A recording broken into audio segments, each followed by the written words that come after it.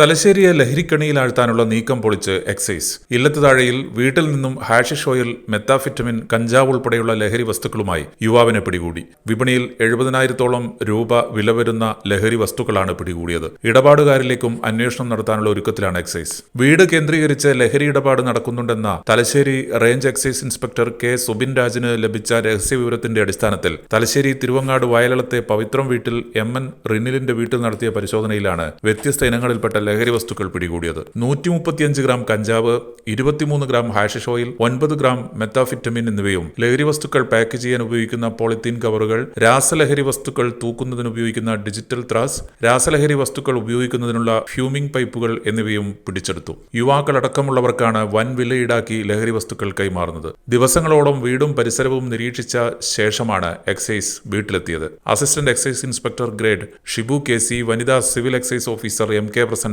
Civil excise officer P Prayesh എന്നിവരും അന്വേഷണ സംഘത്തിലുണ്ടായിരുന്നു. വിപണിയിൽ 30,000 രൂപ വില വരുന്ന മെത്താഫിറ്റമിൻ, 25,000 രൂപ വില വരുന്ന ഹാഷിഷ് ഓയിൽ, 15,000 രൂപ വില വരുന്ന കഞ്ചാവ് എന്നിവയാണ് പിടിച്ചെടുത്തത്. പ്രതിയുമായി ബന്ധമുള്ള ലഹരി സംഘത്തെക്കുറിച്ച് കൃത്യമായ വിവരങ്ങൾ എക്സൈസിന് ലഭിച്ചിട്ടുണ്ട്. തലശ്ശേരി കോടതിയിൽ ഹാജരാക്കിയ പ്രതിയെ റിമാൻഡ് ചെയ്തു.